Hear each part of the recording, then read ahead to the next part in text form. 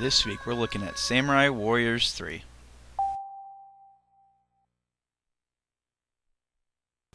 The Samurai Warriors series and its brother, the Dynasty Warriors series, both made by the same people, have shared a very interesting life on Nintendo systems. And by interesting, I mean non-existent.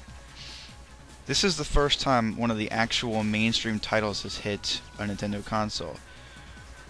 And interestingly enough, it's exclusive to the Wii. Samurai Warriors 3 is a hack-and-slash title that takes place during the Warring States period of Japan, where you play as actual historical characters in a bit more ridiculous game-like setting. As you play through the game, from all of the characters you start out with, from Yukimura Sanada to Nobunaga Oda, you get to play through their story and experience their little part of Japan's history. Of course, this is the story mode I'm talking about. As you progress through the story modes and you beat each mission and each story chapter themselves, you get rice, which you use to unlock more characters. One of the coolest things, I think, though, is that you can also spend rice on characters' weapons. Like, let's say a character you like has a giant scythe. What you can do is you can buy that scythe, and then you can go into the dojo and create your own custom character. And this character can battle with any weapon that any of the main characters fights with, as long as you actually purchase it. And these characters that you create are the highlight of the game's historical mode, which is where you put your character in historical battles as a member of the army. The other main mode here is a pretty interesting addition. It's the Murasame Castle. In this mode, you help out the samurai Takamaru uncover the mysteries of the Murasame Castle, which is cool because it's based off of an old game that we never got in the States called The Mysterious Murasame Castle. But it was worked on by Shigeru Miyamoto, and it probably contributes to how the game made it, with this game only coming to a Nintendo platform. As far as the gameplay goes in Samurai Warriors 3, after you select which mode you're on, etc., etc., you'll pick your stage. Each stage will start out with a briefing of the situation. It'll show your officers, the enemy officers, and your general goal of what you want to do. Then it'll go into a bit more in-depth, telling you which options you need to go towards, which are better, and then you're allowed to mess with your settings. You can equip your samurai warrior with all sorts of gear. You can change their weapons as you get more. Horses. You want to make sure you start out with the best stuff. Then you can choose an item loadout that you want to pick from, whether it's just healing items or barely any healing items and more buff stuff. You know, the healing items you use also can be worked towards your allied officers. If they're going to die, you might want to make sure that you bring at least a few healing items to spare them. Some missions you will fail if your allied officers are defeated. Before you jump into battle, you can also check what the tactical bonuses for the stage are. There are a few set enemy officers throughout every map where if you kill them with a certain requirement, you can get a new piece of equipment, you can increase the offense or defense, and decrease the offense and defense of your army and your opposing army respectively. An allied unit may come help you, a special event may happen during the fight.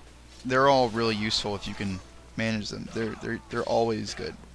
And then, when the actual battle starts, it's you against a million.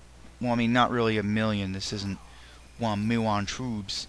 This is hundreds, at least, yeah. And depending on what type of a gamer you are, this can be an awesome thing or a dull thing. While each character, and therefore your custom characters, if you make them and use them, have a different weapon for every day of the month, it can become kind of repetitive. As your characters level, their combos will grow. You'll gain new attacks, branching combos, etc. But, you know, it can be kind of repetitive. So, some people find it tedious. You know, I still like the fact of one person versus a lot of people fun. So, it never really bothers me too much. Not when I'm doing an attack that knocks away like 20 guys in front of me. As far as graphics go, Samurai Warriors 3 isn't that great. I mean, the opening cinema looked fantastic. I just hope it wouldn't get people's hopes down. The in-game models and textures, you know, they're nothing special. I mean, it's not terrible, and they were able to get a lot of enemies on screen for me to hack away at, so I can't complain about everything. But I'm just saying, you know, you're not going to be blown out of the water by this game. The sound aspect of this game. Each character, at least all the main characters, are ridiculously melodramatic. I mean, to the point where it's kind of amusing. But I suppose that's a serious staple. Okay. If you don't like that, you can turn on the Japanese voices. And then when you create custom characters, you can also pick from 4 or 3 for the girl side, like generic voices you pick in for a character. Okay. I never really found these too irritating. Some of the characters are hilariously spoken. And the background music is mostly good. I know the Dynasty Warriors series goes with some pretty rockin' songs, but I liked how the Samurai Warriors keeps a bit more of an Orient feel. You know, it's definitely, you know, Japanesey, if that's even a word I'm allowed to use.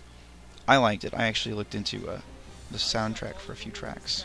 So, now before I finish, I want to talk about how this game plays multiplayer, co-op.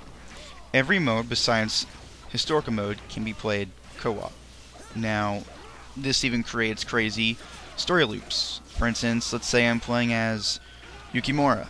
Okay, my friend can come join me and pick any character in the game, even characters that in that current fight I'm fighting.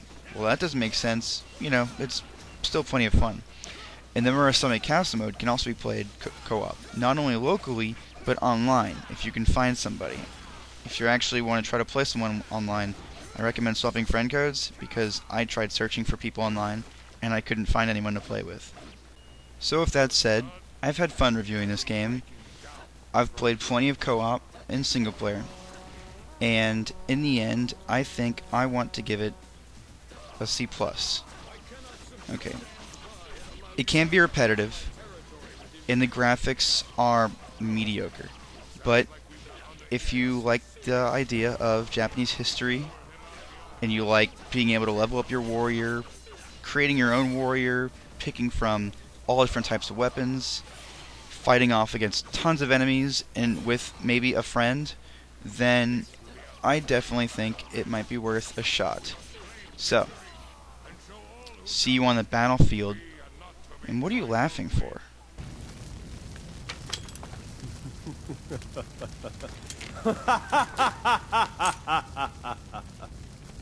How can you laugh at a time like this?